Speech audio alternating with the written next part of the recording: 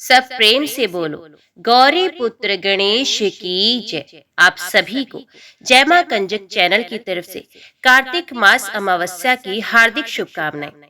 आज कार्तिक महीने की अमावस्या तिथि है, इसलिए दिन भर शुभ मुहूर्त में महालक्ष्मी पूजन और शाम को दीप दान किया जाएगा।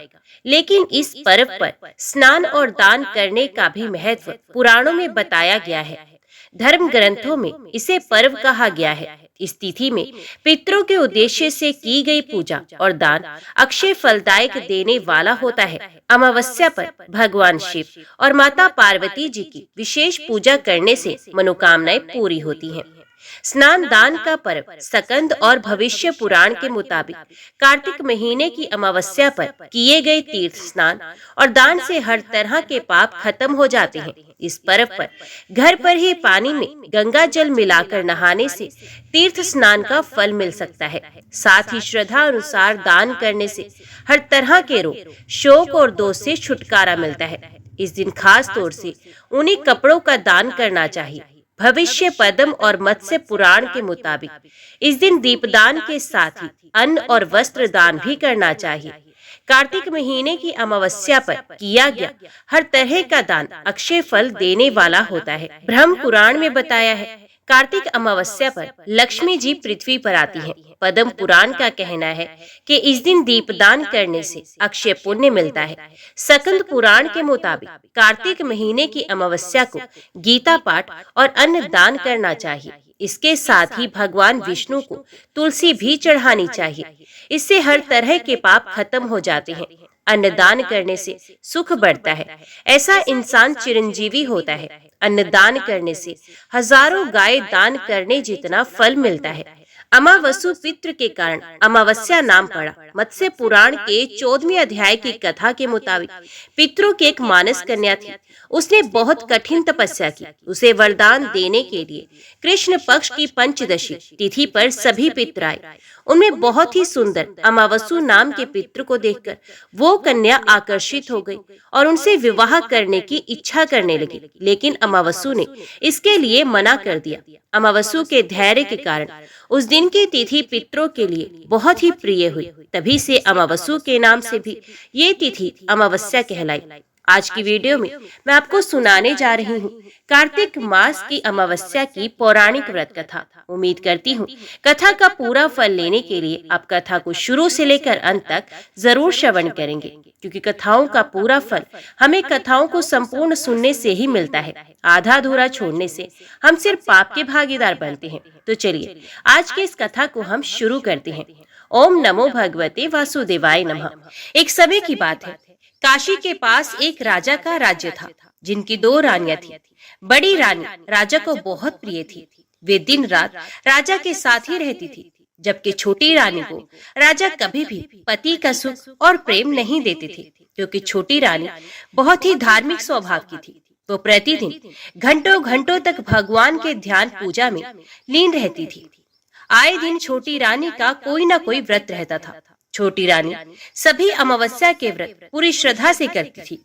वो अमावस्या के दिन बड़ के पेड़ की पूजा करने जाती थी और कोरे कलश में जल भरकर बड़ के पेड़ के पास रख देती थी। साथ ही वे 4 देसी घी से चुपड़ी रोटियां, दूध, दही, छाछ और गुड़ भी बड़ के पेड़ के पास रखकर आती थी। छोटी रानी हर अमावस्या पर बड़ के पेड़ की पानी से सिंचाई करती, उस पर रोली बांधती, चावल चढ़ाती, पेड़ की 5 परिक्रमा लगाती, घी का दिया जलाती, मेहंदी काजल लगाती और उस वृक्ष को वस्त्र पे भी चढ़ाती थी। तो एक दिन बड़ी रानी और उसकी मुंह बोली बुआ ने छोटी रानी के खिलाफ राजा के कान भरने शुरू कर दिए। उन्होंने राजा से कहा कि छोटी रानी घंटों घंटों महल से बिना बताए बाहर रहती है। वो किसी पेड़ की पूजा करती है, ना जाने वे किसी जादू टोने में दिन रात व्यस्त रहती है। ये सुनने के बाद राजा ने छोटी रानी पर बहुत क्रोध किया और राजा की छोटी रानी से संबंध और अधिक खराब हो गया। ऐसे ही समय बीतने लगा। अमावस्या आई। इस दिन भी छोटी रानी बड़ के पेड़ की पूजा करके वहाँ देसी घी से चुपड़ी रोटियां, दूध, दही, छाछ, गुड़ और जल का कलश रख के आई हुई थी। इसी दिन राजा भी अपने कुछ सैनिकों के साथ जंगल में शिकार पर गया। पर शिकार की खोज में वे जंगल में ही खो गए। अब राजा भूख प्यास से तड़पने लगा। तभी उन्हें एक बड़ का पेड़ दिखाई दिया, जिसके नीचे देसी घी से चुपड़ी हुई रोटियां, दूध, दही, छाछ, गुड़ और जल का कलश रखा था। राजा ने तुरंत भोजन किया, पानी पिया, पर ना भोजन खत्म हुआ, ना ही कलश का जल खत्म हुआ। तो राजा के सभी सैनिकों, ऊंटों और घोड़ों ने भी उस कलश से पानी किया, भोजन किया, फिर भी वो भोजन पानी खत्म नहीं हुआ। राजा इस चमत्कार को देखकर हैरानी में महल में वापस लौट आए और सभी को ये घटना सुनाई। तब छोटी रानी की सेविका ने हिचकिचाकर कहा, राजा जी, छोटी मुंह बड़ी बात, पर वो छोटी रानी ही थी जो बड़ के पेड़ के नीचे ये सारी भोजन की सामग्री और जल का कलश हर अमावस्या को रखकर आती थी। तब राजा को अपनी भूल का आभास हुआ। उसने बड़ी रानी के कान भरने वाली बुआ को निष्कासित करके काशी भेज दिया और पूरे राज्य में ये घोषणा की कि सभी लोगों के लिए अब से अमावस्या के व्रत करना आवश्यक होगा, ताकि सभी के घर सुख समृद्धि बनी रहे, सभी स्त्रियों का सुहाग अटल रहे। उस दिन से स्वयं राजा और बड़ी रानी भी छोटी रानी के साथ मिलकर अमावस्या के व्रत करने लगे और छोटी रानी को राजा का प्रेम और सम्मान भी मिला। तब से जो भी अमावस्या का ये व्रत करता है, उसके जीवन में कभी न खत्म होने वाली सुख समृद्धि और पारिवारिक सुख आ जाता है। उसका सुहाग सदा सुरक्षित और अटल रहता है। अब सुनिए अमावस्या कथा का महत्व, जिसे सुने बिना अमावस्या की कथा पूरी नहीं मानी जाती। सब प्रेम से बोलो, गौरी पुत्र गणेश की जय। ओम नमः शिवाय। हर हर महादेव। आनर्त नरेश ने भृतयज्ञ से कहा, ब्राह्मण, श्राद्ध के लिए और भी तो नाना प्रकार के पवित्रम काल है, फिर अमावस्या को ही विशेष रूप से श्राद्ध करने की बात क्यों कही गई है? भृतयज्ञ ने कहा, महाराज, ये सत्य है कि श्राद्ध के योग्य और भी बहुत से समय है। मनवादी तिथि, युगादि तिथि, संक्रांति काल, व्यतिपात, गच्छाया, चंद्र ग्रहण और सूर्य ग्रहण, इन सभी समयों में पितरों की तृप्ति के लिए श्राद्ध करना चाहिए। पुण्य तीर्थ, पुण्य मंदिर, श्राद्ध योग्य ब्राह्मण तथा श्राद्ध के योग्य उत्तम पदार्थ प्राप्त होने पर बुद्धिमान पुरुषों को बिना पर्व के भी श्राद्ध करना चाहिए। अमावस्या को जो विशेष रूप से श्राद्ध करने का आदेश दिया गया है, इसका कारण बताता हूँ, एकाग्रचित होकर सुनो। सूर्य की सहस्त्रों किरणों में जो सबसे प्रमुख है, उसी का नाम अमा है। उस अमा नामक प्रधान किरण के ही तेज से सूर्य देव तीनों लोकों को प्रकाशित करते हैं। उसी अमा में तिथि विशेष को चंद्रदेव निवास करते हैं, इसलिए उसका नाम अमावस्या है। यही कारण है कि अमावस्या प्रत्येक धर्म कार्य के लिए अक्षय फल देने वाली बताई गई है। श्राद्ध कर्म में तो इसका विशेष महत्व है ही। अग्निश्वाद, बृहस्पत, आजुपय, सोमक, रश्मि, अपहत, आयुंतन, श्राद्ध भुक तथा नांदीमुख, ये 9 दिव्य पितर बताए गए हैं। आदित्य, वसु, रुद्र तथा दोनों अश्विनी कुमार भी केवल नांदी मुख पितरों को छोड़कर शेष सभी को तृप्त करते हैं। ये पितृगण ब्रह्मा जी के समान बताए गए हैं। अतः पद्म योनि ब्रह्मा जी उन्हें तृप्त करने के पश्चात सृष्टि कार्य प्रारंभ करते हैं। इनके सिवा दूसरे भी ऐसे मृत्यु पितर होते हैं जो स्वर्गलोक में निवास करते हैं। वे 2 प्रकार के देखे जाते हैं, एक तो सुखी हैं और दूसरे दुखी। मृत्युलोक में रहने वाले वंशज जिनके लिए श्राद्ध करते और दान देते हैं, वे सभी वहां हर्ष में भरकर देवताओं के समान प्रसन्न होते हैं। जिनके लिए उनके वंशज कुछ भी दान नहीं करते, वे भूख प्यास से व्याकुल और दुखी देखे जाते हैं। एक समय की बात है, अग्निश्वात आदि सभी पितृ देवराज इंद्र के पास गए। महाराज, इंद्र ने उन्हें आया देख संपूर्ण देवताओं के साथ भक्ति पूर्वक उनका पूजन किया। इसके बाद जब वे देव दुर्लभ पितृलोक को जाने लगे, तो क्षुधा पिपासा से पीड़ित रहने वाले मृत्यु पितरों ने दिव्य स्तोत्रों से, पितृ सूक्त के मंत्रों से तथा पितरों को संतुष्ट करने वाले अन्यान्य वैदिक स्तोत्रों से उन सबकी स्तुति करके दीनतापूर्ण वचनों द्वारा उन्हें प्रसन्न किया। तब वे दिव्य पितर प्रसन्न होकर उनसे बोले, सुव्रतो, हम सब तुम लोगों पर प्रसन्न हैं, बोलो तुम क्या चाहते हो? मृत्यु पितर बोले, दिव्य पितरगण, हम मनुष्यों के पितर हैं। अपने कर्मों द्वारा मृत्युलोक से स्वर्ग में आकर देवताओं के साथ निवास करते हैं, परंतु यहाँ हमें अत्यंत भयंकर भूख और प्यास का कष्ट होता है। जान पड़ता है हम आग में जल रहे हैं। यहाँ के नंदन आदि वनों में बड़े सुंदर सुंदर वृक्ष हैं, सब में फल लगे हैं, परंतु उन फलों को जब हम हाथ में लेते हैं और यत्न पूर्वक जोर जोर से खींचते हैं तो भी वे डाली से टूटकर अलग नहीं होते। प्यास से पीड़ित होकर यदि हम देव नदी गंगा का जल हाथ में उठाते हैं और पीते हैं तब हमारे हाथ में उस जल का स्पर्श ही नहीं होता। इस स्वर्गलोक में कोई खाता पीता नहीं दिखाई देता, अतः यहाँ का निवास हमारे लिए अत्यंत भयंकर हो गया है। यहाँ जो देवता और ग्रहक आदि हैं, वे सब विमान में बैठे हुए परसंचित दिखाई देते हैं। इन्हें भूख प्यास का कष्ट नहीं है। ये अनेक प्रकार के भोगों से संपन्न है। क्या हम सब लोग भी कभी ऐसे हो सकेंगे? भूख प्यास के कष्ट से रहित हो परम संतोष पा सकेंगे?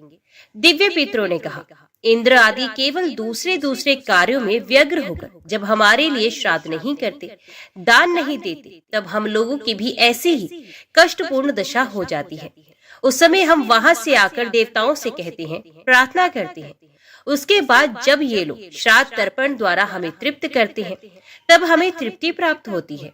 इसी प्रकार तुम लोगों के जो वंशज एकाग्रचित हो तुम्हारे लिए श्राद्ध का दान देते हैं, उससे तुम लोग भी क्यों नहीं तृप्त होगे? अब परमादि वंशज पितरों का तर्पण नहीं करते, तब उनके पितृ स्वर्ग में रहने पर भी भूख प्यास से व्याकुल हो जाते हैं। फिर जो यमलोक में पड़े हैं, उनके कष्ट का तो कहना ही क्या। इतना कहकर दिव्य पितरों ने मृत पितरों को साथ ही ब्रह्मा जी के समीप गमन किया और उनकी तथा अपनी शाश्वत तृप्ति के लिए उपाय पूछा। तब ब्रह्मा जी ने कहा, पितरों, यदि मनुष्य पिता पितामह और परपितामह के उद्देश्य से तथा मातामह परमातामह और वृद्ध परमातामह के उद्देश्य से श्राद्ध तर्पण करेंगे तो उतने से ही उनके पिता और मातामह से लेकर मुझ तक सभी पितृ तृप्त हो जाएंगे। जिस अन्न से मनुष्य अपने पितरों की तुष्टि के लिए श्रेष्ठ ब्राह्मण को तृप्त करेगा और उसी से भक्ति पूर्वक पितरों के निमित्त पिंडदान भी देगा, उससे तुम्हें सनातन तृप्ति प्राप्त होगी। अमावस्या के दिन वंशजों द्वारा श्राद्ध और पिंड पाकर पितरों को 1 मास तक तृप्ति बनी रहेगी। सूर्यदेव के कन्या राशि पर स्थित रहते समय अश्विन कृष्ण पक्ष पितृ पक्ष या महालय में जो मनुष्य मृत्यु तिथि पितरों के लिए श्राद्ध करेंगे, उनके उस श्राद्ध से पितरों को 1 वर्ष तक तृप्ति बनी रहेगी। उस समय शाक के द्वारा भी जो तुम्हारा श्राद्ध नहीं करेगा वे धनहीन चांडाल होगा। जो मनुष्य उसके साथ बैठना, सोना, खाना, पीना, छूना, छुलाना अथवा वार्तालाप आदि व्यवहार करेंगे, वे भी महापापी माने जाएंगे। उनके संतान की वृद्धि नहीं होगी, किसी प्रकार भी उन्हें सुख और धन धान्य की प्राप्ति नहीं होगी। यदि मनुष्य गया शीर्ष में जाकर एक बार भी श्राद्ध कर देंगे तो उसके प्रभाव से तुम सभी पितृ सदा के लिए तृप्त हो जाओगे। भद्रयज्ञ कहते हैं, राजन, ऐसा जानकर विज्ञ पुरुष को चाहिए कि पितरों को तृप्त करने की इच्छा रखकर वे उक्त समय में श्राद्ध अवश्य करें। इहलोक और परलोक में उसकी उन्नति चाहने वाले पुरुष को विशेषित गया शीर्ष में जाकर श्राद्ध करना चाहिए। जो मनुष्य अमावस्या के दिन श्राद्ध नहीं करता, उसके पितृ भूख प्यास से पीड़ित हो बहुत दुखी होते हैं। मन ही मन तृप्ति की अभिलाषा रखकर वे प्रेत पक्ष की प्रतीक्षा करते रहते हैं। ठीक उसी तरह जैसे किसान लोग रात दिन वर्षा की राह देखते हैं, पितृपक्ष बीत जाने पर भी जब उन्हें श्राद्ध का अन्न नहीं मिलता, तब वे जब तक कन्या राशि पर सूर्य रहते हैं तब तक अपनी संतानों द्वारा किए हुए श्राद्ध की प्रतीक्षा करते हैं। उसके भी बीत जाने पर कुछ पितृ तुला राशि के सूर्य तक पूरे कार्तिक मास में अपने वंशजों द्वारा किए जाने वाले श्राद्ध की राह देखते हैं। जब सूर्य देव वृश्चिक राशि पर चले जाते हैं तब वे पितृ दीन एवं निराश होकर अपने स्थान पर लौट जाते हैं। राजन, इस प्रकार पूरे 2 मास तक भूख प्यास से व्याकुल पितृ वायु रूप में आकर घर के दरवाजों पर खड़े रहते हैं। अतः जब तक कन्या और तुला पर सूर्य रहते हैं तब तक तथा अमावस्या के दिन सदा पितरों के लिए श्राद्ध करना चाहिए। विशेषत तिल और जल की अंजलि देनी चाहिए। कन्या और तुला में श्राद्ध ना हो तो अमावस्या को अवश्य करे। वे भी ना हो तो एक बार गया जी में आकर श्राद्ध कर दे, जिससे नित्य श्राद्ध का फल प्राप्त होता रहता है। हानर्थ ने पूछा, मुनीश्वर, सब मनुष्यों को किस विधि से श्राद्ध करना चाहिए? भद्रयज्ञ ने कहा, उत्तम कर्मों द्वारा उपार्जित धन से पितरों का श्राद्ध करना उचित है। छल कपट चोरी और ठगी से कमाए हुए धन से कदापि श्राद्ध ना करें। अपनी वर्णोचित वृत्ति के द्वारा उपार्जित धन से श्राद्ध के लिए सामग्री एकत्रित करें। पहले संध्या काल आने पर काम क्रोध से रहित एवं पवित्र हो श्राद्ध कर्म के योग्य श्रेष्ठ ब्रह्मचर्य परायण ब्राह्मणों को निमंत्रित करें। उनके अभाव में ब्रह्म ज्ञान परायण अग्निहोत्री वेद विद्या में निपुण गृहस्थ ब्राह्मणों को निमंत्रण दें, जिनका कोई अंग विकल ना हो, जो निरोग आहार पर संयम रखने वाले तथा पवित्र हो। ऐसे ब्राह्मण श्राद्ध के योग्य बताए गए हैं।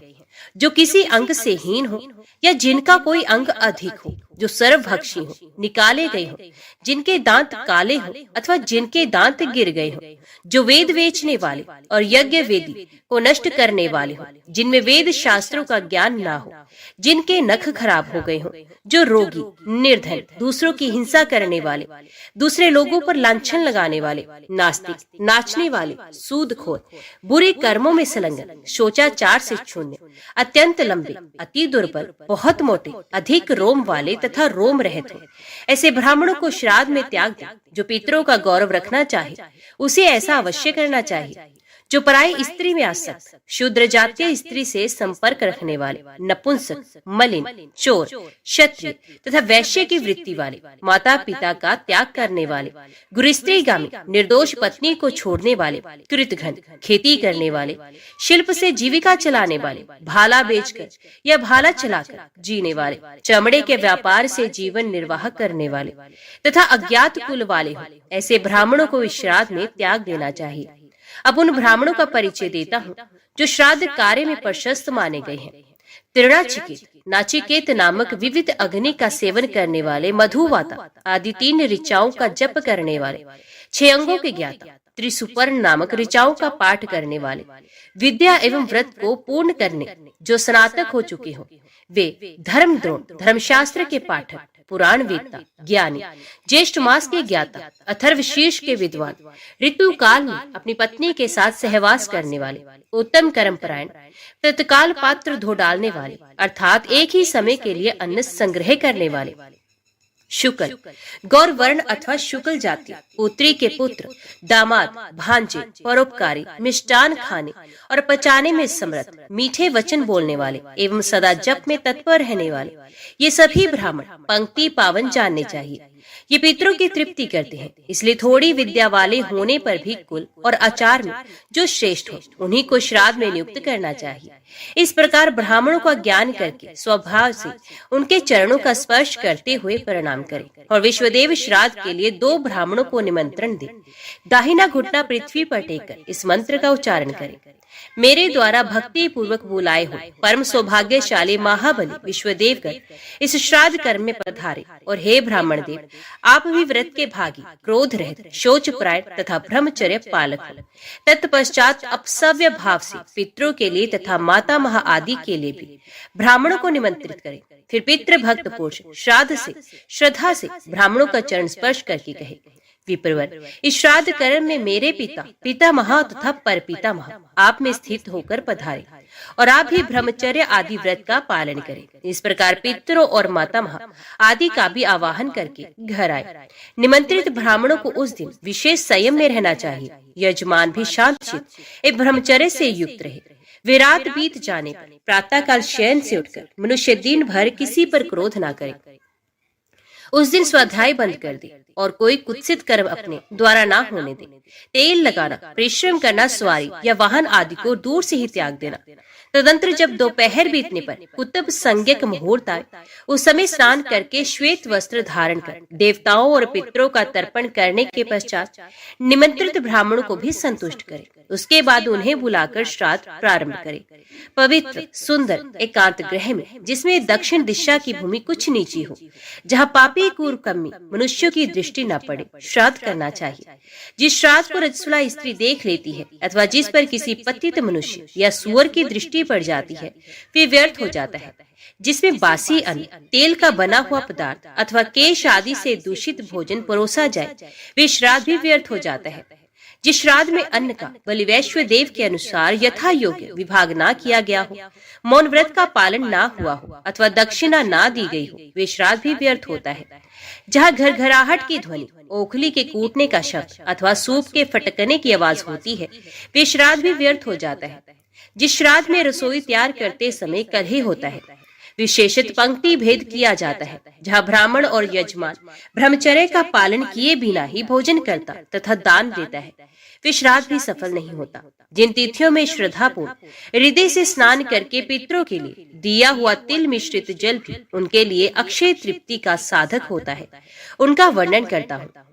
अश्विन शुक्ल नवमी, कार्तिक की द्वादशी, माघ तथा भादो की तृतीया, फाल्गुन की अमावस्या, पोष की एकादशी, आषाढ़ की दसवीं, माघ की सप्तमी, श्रावण कृष्ण अष्टमी, आषाढ़, कार्तिक, फाल्गुन, चैत्र, ज्येष्ठ मास की पूर्णिमा, ये मनवादी तिथियां कही गई हैं। इनमें स्नान करके जो मनुष्य पितरों के उद्देश्य से तिल और कुश मिश्रित जल भी देता है, वे परम गति को प्राप्त होता है। कार्तिक शुक्ल नवमी तथा वैशाख शुक्ल तृतीया, माघ की अमावस्या और श्रवण की तृतीया, ये सतयुग, त्रेता, द्वापर और कलयुग की आदि तिथियां हैं। ये स्नान, दान, जप हो और पितृ तर्पण आदि करने पर अक्षय पुण्य उत्पन्न करने वाली और महान फल देने वाली होती हैं।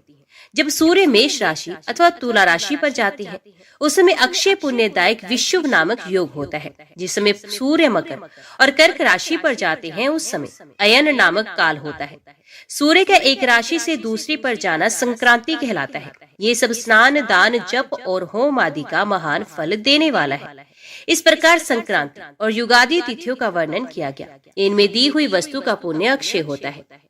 भद्रयज्ञ कहते हैं, राजन, ब्राह्मण के चरण का जल जो भूमि पर गिरता है, उससे उन सगोत्र पुरुषों की तृप्ति होती है जो पुत्रहीन रहकर मृत्यु को प्राप्त हुए हों। जब तक घर की भूमि ब्राह्मण के चरणोदक से भीगी रहती है, तब तक पितृगण पुष्कर पात्रों में जल पीते हैं। श्राद्ध करते समय पृथ्वी पर जो कुछ भी पुष्प, गंध, जल और अन्न गिरता है, उसे पशु, पक्षी, सर्प, कृमि और कीट योनि में पड़े हुए पूर्वज परम तृप्ति को प्राप्त होते हैं। अपने कुल में उत्पन्न हुए जो पुरुष अपमृत्यु से मरे हैं अथवा जो प्रेत भाव को प्राप्त हुए पूर्वज हैं, ये ब्राह्मणों के उच्चिष्ट पात्र धोने से गिरी हुई जूठन से तृप्त होते हैं। जो संस्कारहीन होकर मरे हैं अथवा जो कुलवती स्त्रियों का त्याग करने वाले हैं, उन चिष्ट भागी पुरुषों के लिए वे अन्न है जो कुशों पर बिखरा जाता है, उसे विक्रान कहते हैं। विक्रान देने से वे सबके सब तृप्त होते हैं। श्राद्ध कर्म में जो मंत्र, काल और विधि आदि की त्रुटि रह जाती है, उसकी पूर्ति पर्याप्त दक्षिणा देने से होती है। अतः विद्वान पुरुष को दक्षिणा रहित श्राद्ध कदापि नहीं करना चाहिए। श्राद्ध संबंधी दान देकर श्राद्ध कर्ता को और श्रद्धा अनुभोजन करके ब्राह्मण को न तो स्वाध्याय करना चाहिए और न दूसरे ग्राम में ही जाना चाहिए। जो श्रद्धा अनुभोजन करने वाला तथा श्राद्ध करता मनुष्य मैथुन का सेवन करता है, उसके पितृ 1 वर्ष तक वीर्य भोजन करते हैं, इसमें संदेह नहीं। जो अधम मनुष्य श्राद्ध करके अथवा श्रद्धा अनुभोजन करके दूसरे ग्राम में जाता है, उसका वे श्राद्ध व्यर्थ हो जाता है। श्राद्ध का निमंत्रण आने पर ब्राह्मण को अपने घर भोजन नहीं करना चाहिए। जो मोहवश भोजन कर लेता है, वे अधिगति का प्राप्त होता है। यजमान को भी श्राद्ध कर दोबारा भोजन नहीं करना चाहिए। जो दोबारा भोजन करते हैं, वे निश्चय ही नरक में जाते हैं। जो श्राद्ध भोजन अथवा श्राद्ध दान करके युद्ध या कलह करता है, वे संपूर्ण श्राद्ध को व्यर्थ करता है। कमल योनि ब्रह्मा जी ने श्राद्ध के योग्य ब्राह्मणों को निश्चय करते समय दोहित्र को प्रथम स्थान दिया। अतः दोहित्र यदि पवित्रता से रहित हीनांग अथवा अधिकांग भी न हो, तो पितरों के संतोष के लिए उसे श्राद्ध में अवश्य सम्मिलित करे। ब्रह्मा जी ने पशुओं की सृष्टि करते समय सबसे पहले गौओं को रचा है। अतः श्राद्ध में उन्हीं का दूध और घी उत्तम माना गया है। विधाता ने मानव प्रजा की सृष्टि करते समय सबसे पहले श्रेष्ठ ब्राह्मणों को उत्पन्न किया था, इसलिए वे श्राद्ध में उत्तम एवं पितरों की तृप्ति करने वाले माने गए हैं। देवताओं की सृष्टि करते समय ब्रह्मा जी ने सबसे पहले विश्वदेवों को बनाया। अतः श्राद्ध कर्म आरंभ होने पर पहले उन्हीं की पूजा की जाती है। वे विधि पूर्वक तृप्त किए जाने और प्रथम पूजित होने पर श्राद्ध में जो शीघ्र दोष उत्पन्न होते हैं, उनका नाश करते हैं। जो मनुष्य इन सब वस्तुओं में सांगोपांग श्राद्ध का अनुष्ठान करता है, उसका वे श्राद्ध घर में ही गया श्राद्ध के समान फल देता है। शास्त्रोक्त विधि से श्राद्ध संपन्न हो जाने पर ब्राह्मणों को भोजन कराकर श्राद्ध करता पुरुष स्वयं भी सबके अंत में मौन भाव से भोजन करे। श्रद्धान को भोजन दिन में ही हो जाना चाहिए। जो श्राद्ध करता पुरुष सूर्यास्त होने पर भोजन करता है, उसका वे श्राद्ध व्यर्थ हो जाता है। रात में भोजन नहीं करना चाहिए। आनर्त ने कहा, महामते, अब आप एकोदिष्ट श्राद्ध की विधि बताइए और पार्वण का भी जैसा विधान कहा गया है उसका वर्णन कीजिए। भद्रयज्ञ बोले, अस्थि संचयन के पहले 3 श्राद्ध बताए गए हैं। जिस स्थान पर मृत्यु हुई हो वहां 1 श्राद्ध करें। फिर मार्ग में जहां विश्राम कराया गया हो वहां 1 श्राद्ध करना चाहिए। तत्पश्चात अस्थि संचयन के स्थान पर तृतीय श्राद्ध करना उचित है। इसके सिवा मृत्यु के प्रथम, तृतीय, पंचम, सप्तम, नवम तथा 11वें दिन भी 1-1 श्राद्ध किया जाता है। इस प्रकार सब मिलकर 9 श्राद्ध होते हैं। वैतरणी दान की प्राप्ति होने पर प्रेत तृप्त होता है। एकोदिष्ट श्राद्ध विश्वदेव से रहित होता है। उसमें अग्निकरण की क्रिया भी नहीं की जाती। एकोदिष्ट बिना आवाहन के ही करना चाहिए। एक बार क्या तुम तृप्त हो गए हो, भोजन स्वादिष्ट लगा है इत्यादि रूप से तृप्ति विषयक प्रश्न करना चाहिए। फिर अभिरमतम कहकर ब्राह्मण का विसर्जन करना चाहिए, जिसका अग्रभाग कटा या फटा ना हो। ऐसे कुछ पत्र को बीच से काटकर 2 तृण के रूप में कर लें और उसी को पवित्री बनाएं। एकोदिष्ट में ऐसे ही पवित्री बनाने का विधान है। आसन आदि के तर्पण करते समय संबोधन करके उच्चारण करना चाहिए। आसन आदि अर्पण करते समय इस प्रकार संबोधन करना चाहिए। तर्पण में पिता का पितृ शब्द के प्रथमांत रूप का प्रयोग करना चाहिए। संकल्प वाक्य में पितृ इस प्रकार का उच्चारण करना चाहिए और अक्षयोदक दिलाते समय पितु इस षष्ट्यंत्य रूप का प्रयोग करना उचित है। इसी प्रकार पिता का प्रयोग होता है। ऐसे स्थलों में सर्वत्र अमुक गोत्र इस प्रकार सवरांत उच्चारण करना चाहिए। तर्पण में गोत्र का संकल्प वाक्य में गोत्राह का ये और अक्षय वाक्य में गोत्सर्य का उच्चारण उचित है। ऐसे अर्घ्य आदि देते समय अमुक गोत्र के साथ अमुक शर्मण का प्रयोग करना चाहिए। तर्पण में शर्मा, संकल्प वाक्य में शर्मणे और अक्षयोदक त्याग के समय शर्मण का प्रयोग उचित है। इसी प्रकार माता के लिए आसन, तर्पण, संकल्प एवं अक्षय वाक्यों में माता, माता, मातृ और मातु का प्रयोग आवश्यक है। उसके साथ गोत्र का विशेष लगाने पर अमुक, गोत्रे, गोत्रा, गोत्राय तथा गोत्राय का प्रयोग करना उचित है। माताओं के नाम के साथ देवी का प्रयोग करना हो तो उक्त स्थलों में देवी, देवी, देव्य और देव्या का प्रयोग करना उचित है। इस तरह यथास्थान प्रथमा आदि विभक्तियों का प्रयोग होता है। प्रथमा, चतुर्थी और षष्ठी विभक्ति का यथावत प्रयोग श्राद्ध की सिद्धि के लिए आवश्यक है। जो श्राद्ध विभक्ति का ठीक प्रयोग किए बिना ही किया जाता है वे नहीं किए हुए के समान है।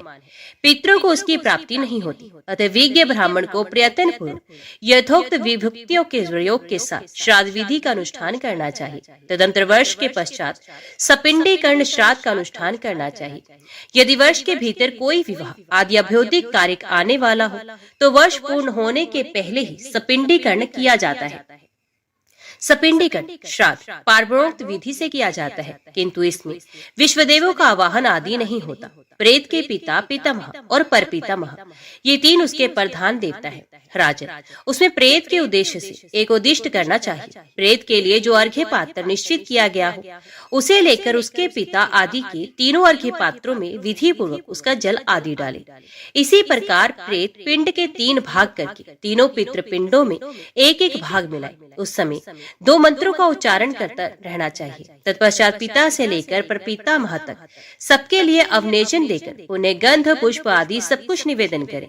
चौथा अवनेजन पात्र ना दें। कोई प्रेत को लक्ष्य में ना रखकर चौथा अवनेजन भी देते हैं, परंतु ये मेरा मत नहीं। सपिंडीकरण के बाद श्याह तिथि और शास्त्राहत के लिए चतुर्थी तिथि को छोड़ और कभी एकोदिष्ट श्राद्ध नहीं करना चाहिए। जो पिंडीकृत प्रेत के लिए पृथक पिंडदान करता है उसका भी श्राद्ध नहीं किए हुए के तुल्य है। ये वैसा करके पितृ हत्या के पाप का भागी होता है।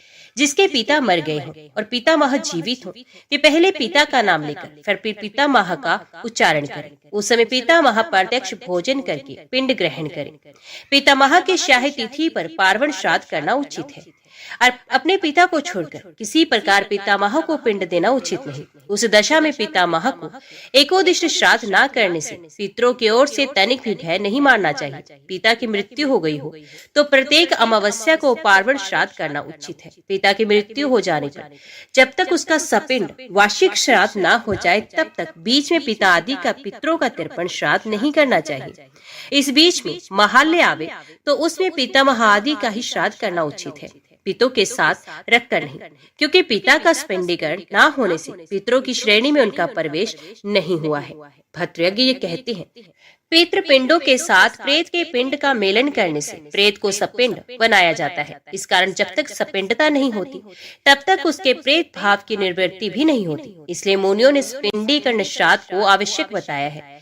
जीव अन्यंतर जाकर जिस जिस योनि में जन्म लेता है वहीं रहकर अपने पूर्व वंशजों द्वारा दी हुई प्रत्येक वस्तु को अपने वर्तमान शरीर के अनुकूल पदार्थ के रूप में प्राप्त करता है।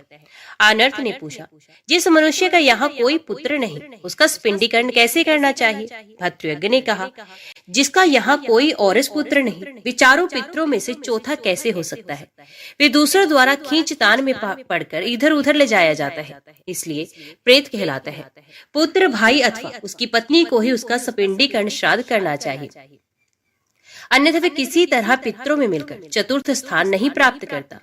मनीषी पुरुष कर्मलोक की अपेक्षा क्षेत्रज्ञ आदि 11 प्रकार के पुत्रों को पुत्र का प्रतिनिधि बनाते हैं, अतः उन्हीं के द्वारा क्रिया करानी चाहिए। राजेंद्र, यदि समय पर प्रेत की उत्तर क्रिया सविधि ना हो सके तो प्रेत तत्व विनाशक नारायण बलि का अनुष्ठान करना चाहिए। जैसे अपमृत्यु को प्राप्त हुए अथवा आत्मघात करने वाले मनुष्यों के लिए ब्राह्मण द्वारा नारायण बलि का अनुष्ठान कराना आवश्यक होता है, उसी प्रकार उसका भी करना चाहिए। अनर्थ ने पूछा, महामती, मनुष्य यहाँ कैसे मृत्यु को प्राप्त होता है? किस कर्म से वे स्वर्ग या नरक में जाता है? अथवा महाभाग कैसे उसकी मुक्ति होती है? ये सब मुझे विस्तार से बताइए। भद्रयज्ञ ने कहा, राजन, इस जगत में 3 प्रकार के मनुष्य होते हैं, धर्मी, पापी तथा ज्ञानी। इन तीनों की पृथक पृथक 3 गतियां मानी गई। धर्म से स्वर्ग, पाप से नरक और ज्ञान से मोक्ष की प्राप्ति होती है। श्री कृष्ण सहित धर्म पुत्र महाराज युधिष्ठिर ने शांतनु नंदन पितामह भीष्म से इसी विषय को इस प्रकार पूछा था। युधिष्ठिर ने पूछा, पितामह, यमलोक में कितने नरक बताए गए? उन सब में जीव किस पाप से जाते हैं? तो भीष्म जी ने कहा, वत्स, यमलोक में प्रधानत 21 नरक बताए जाते हैं।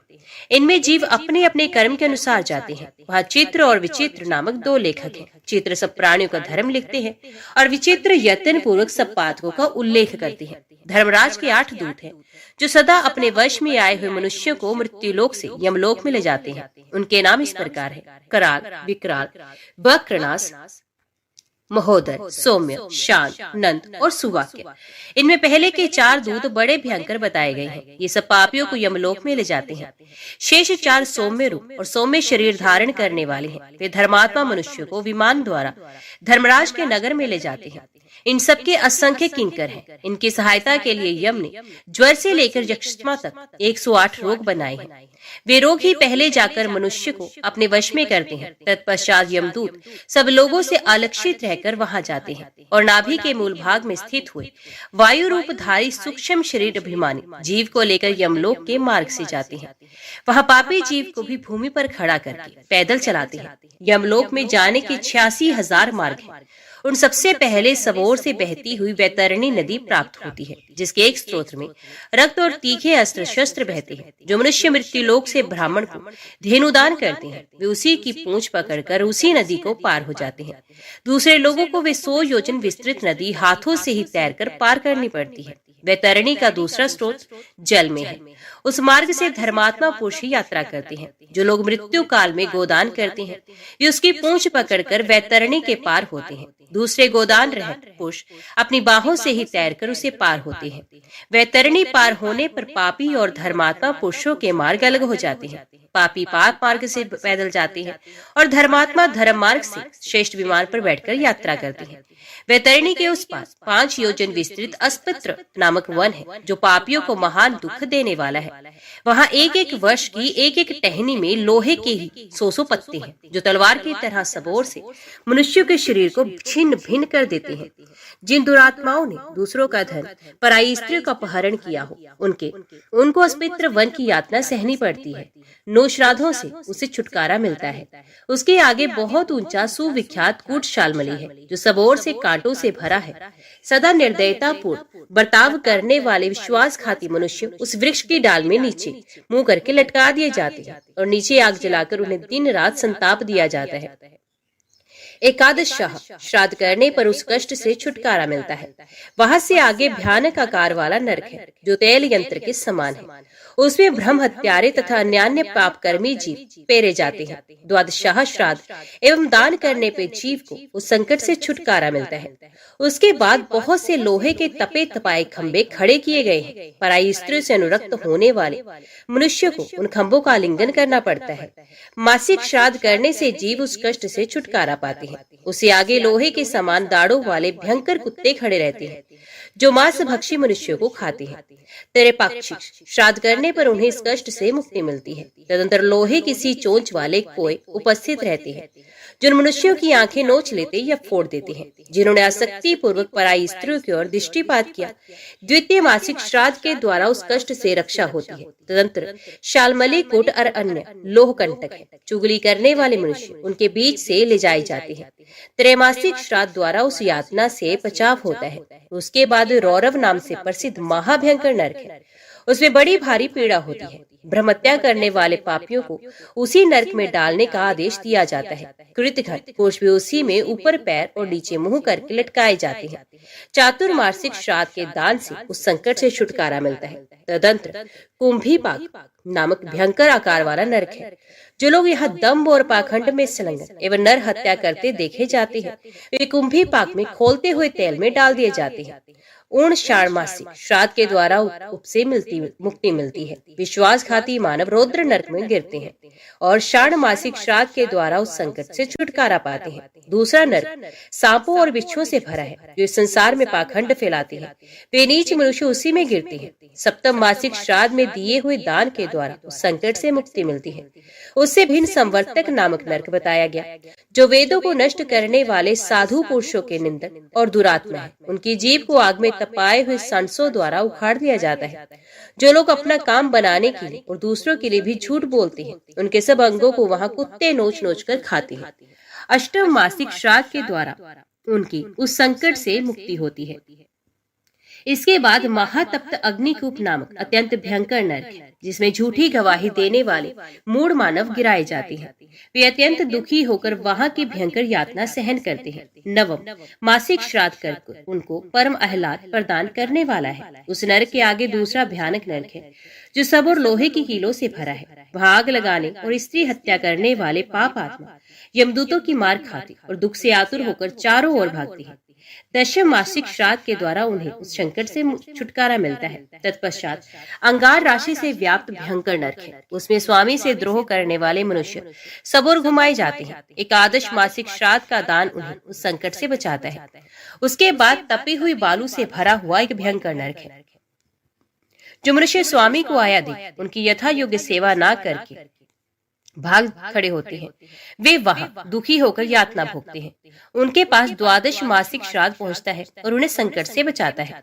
मरे हुए पुरुष के लिए उसके भाई बंधुओं द्वारा वर्ष के भीतर जो कुछ भी अन्न और जल दिया जाता है, उसे वे यमलोक के मार्ग में भोगते हैं। तत्पश्चात वर्ष पूरा होने पर वे धर्मराज के समीप पहुंचकर अपने शुभाशुभ कर्म का फल पाते हैं। इस प्रकार 15 नरकों का सेवन करके मनुष्य पुण्य मृत्यु लोक में जन्म ग्रहण करता है। जो लोग हेतुवादी, उनका जन्म विदेश में होता है। नित्य तर्पण करने से उनकी तृप्ति होती है। जो स्वामी से द्रोह रखने वाले हैं, वे कुराजी में जन्म पाते हैं। एक उदिष्ट श्राद्ध से उनकी तृप्ति होती है। जो मनुष्य देवता, पितृ और ब्राह्मणों को दिए बिना ही भोजन करते हैं, उन्हें इस पाप के कारण ऐसे देश में जन्म लेना पड़ता है जो दुर्भिक्ष से पीड़ित रहता है। ऐसे लोगों को उनकी स्याही तिथि में श्राद्ध होने पर तृप्ति प्राप्त होती है। जो लोग परस्पर अनुराग पूर्वक रहने वाले पति पत्नी में एक दूसरे से झूठी बातें कहकर भेद, कलह और फूट पैदा करते हैं, उनको दुष्टा स्त्री प्राप्त होती है, जो कि एक बात कहने पर क्रोध पूर्वक 10 बात सुनाती है। ऐसे लोगों को कन्यादान के फल से सुख प्राप्त होता है। जो मनुष्य कन्यादान में विघ्न डालते हैं अथवा कन्या का विक्रय करते हैं, वे केवल कन्याओं को जन्म देते हैं, पुत्रों को नहीं। उनकी वे कन्याएं पुंशली, विधवा और दुर्भाग्यवती होती हैं। उन्हें भी कन्यादान का फल प्राप्त होने से ही सुख मिलता है। जिन्होंने रत्नों और शास्त्रों की चोरी की, वे निर्धन, गूंगे, लंगड़े और अंधे होते हैं।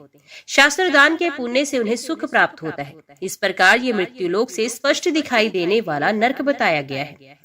युधिष्ठिर ने पूछा, पितामह, नरकों के स्वरूप का वर्णन तो मुझे बड़ा भयानक प्रतीत हुआ। उन पापी जीवों को भी कैसे नरक यातना से छुटकारा मिल सकता है? किन व्रतों, नियमों, हवन आदि कर्मों तथा तीर्थों के सेवन से उनकी सद्गति हो सकती है? भीष्म जी ने कहा, बस इस लोक में जिनकी हड्डियां गंगा जी में डाली जाती है वे नरक में हो तो भी वहां की आग उन पर कोई प्रभाव नहीं डालती। जिनके नाम से उनके पुत्र गंगा तट पर श्राद्ध करते हैं वे विमान पर चढ़कर नरक से ऊपर चले जाते हैं। जो पापों का शास्त्रोक्त प्रायश्चित करते हैं तथा जो स्वर्ण आदि दान देते हैं उनको भी नरक की प्राप्ति नहीं होती। शेष मनुष्य अपने कर्म का यथोचित फल भोगते हैं। जो अपने स्वामी के आगे खड़े हो रणभूमि में प्राण त्याग करते हैं वे नरकों में से बहुत दूर उत्तम स्थान को प्राप्त होते हैं। जो मनुष्य काशी, कुरुक्षेत्र, नैमिषारण्य, नागरपुर, प्रयाग अथवा प्रभास क्षेत्र में शरीर छोड़ते हैं वे नरक को नहीं देखते। जिसके वंशज उसकी मृत्यु तिथि को नील वृक्ष के उत्सर्ग करते सांड छोड़ते हैं वे नरक को नहीं देखते। जो मनुष्य भगवान विष्णु का हृदय में ध्यान करते हुए मनुष्यों को यथा योग्य भोजन देता है वे भी नरक को नहीं देखता। जो सूर्य के वृक्ष राशि पर रहते समय ज्येष्ठ मास में जल का और मकर संक्रांति होने पर माघ में तिल की गाय का दान करता है उसे नरक का दर्शन नहीं होता। सोमवार के दिन या चंद्र ग्रहण के समय समुद्र और सरस्वती नदी के संगम में स्नान करके जो सोमनाथ का दर्शन करता है वे नरक में नहीं जाता। रविवार को एवं सूर्य ग्रहण के समय जो कुरुक्षेत्र में स्नान करता है वे नरक को नहीं देखता। जो कार्तिक की पूर्णिमा को कृत्तिका नक्षत्र के योग में मौन भाव से तीनों पुष्कर तीर्थों की परिक्रमा करता है वे नरक नहीं देखता। मकर संक्रांति होने पर रविवार को जो चंडीश्वर का दर्शन करते हैं वे मनुष्य नरक में नहीं जाते। जो गाय को कीचड़ से ब्राह्मण को जीविका न होने के कारण दास्ता करने से और द्विज को वध स्थान से छुड़ा देता है वे जन्म से लेकर मृत्यु लोक के सब पापों से छूट जाता है।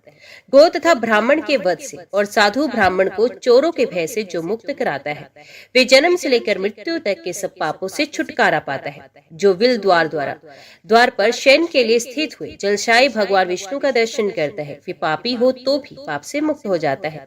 संपूर्ण लोकों के आश्रयभूत परम पवित्र विल द्वार में स्नान करके जो शेष शैया पर शयन करने वाले श्री हरि का भक्ति पूर्वक पूजन करता है वे जीवन भर के पापों से मुक्त होता है। जो मानव वर्षा के 4 महीनों तक जल में शयन करने वाले देवेश्वर विष्णु का भक्ति पूर्वक पूजन करता है वे इस लोक में फिर जन्म नहीं लेता। वह विलद्वार में या जल मात्र में पहले के महाभाग मुनि ने भगवान शेषशायी की आराधना की और उनके शुभ निवास स्थान से मृत्तिका ग्रहण की। इससे वे भगवान विष्णु के परम पद को प्राप्त हुए।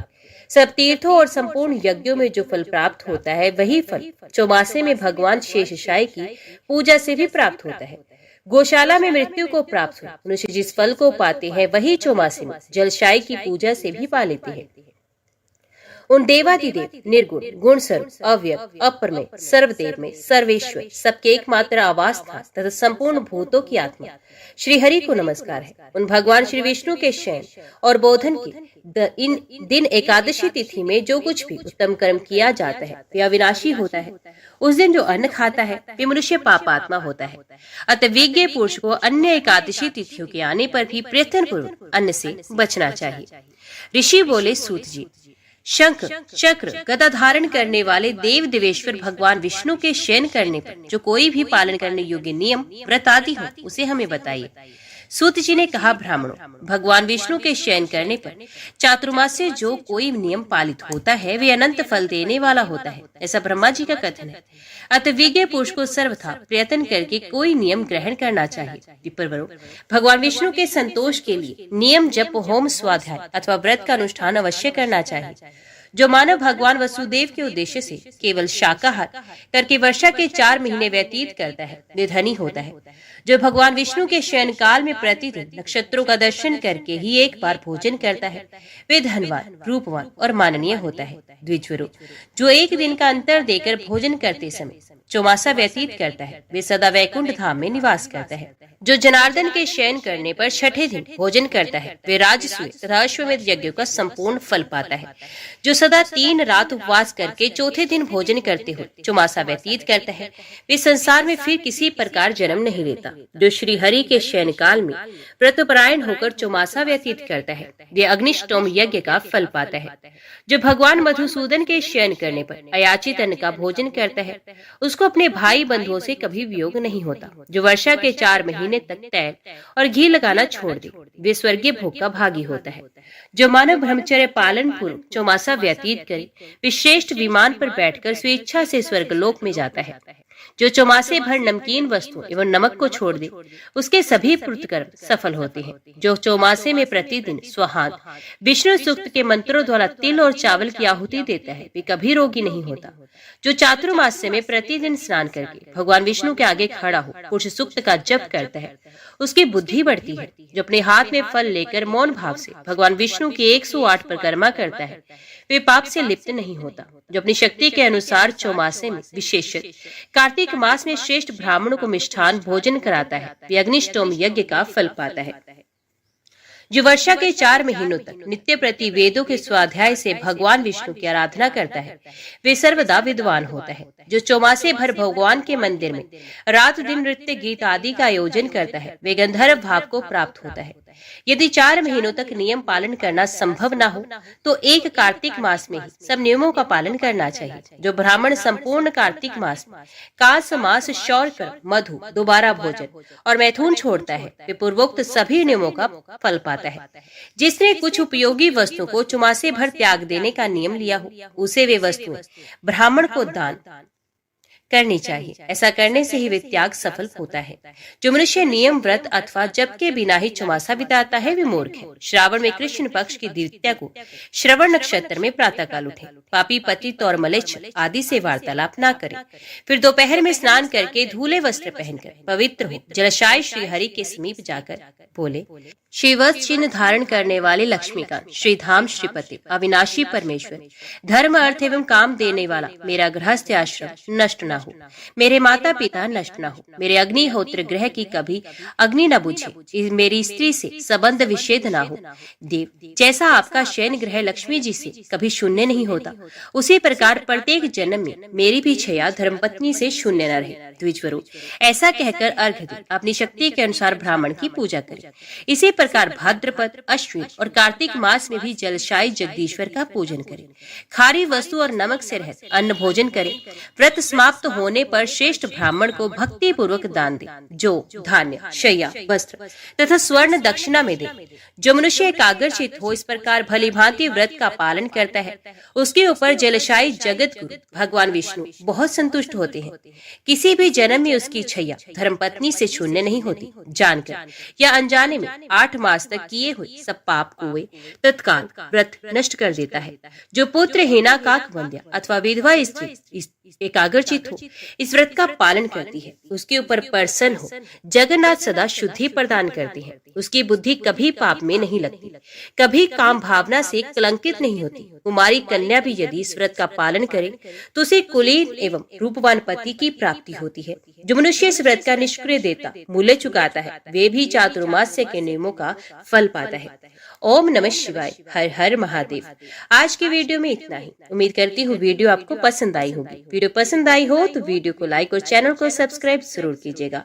ओम नमः शिवाय लिखकर कमेंट बॉक्स में अपनी हाजिरी और अपने सुझाव देना ना भूलेगा। तो मिलते हैं अगली कथा अगली वीडियो के साथ। तब तक के लिए देखते व सुनते रहिए। जय मां कंजर, जय माता दी।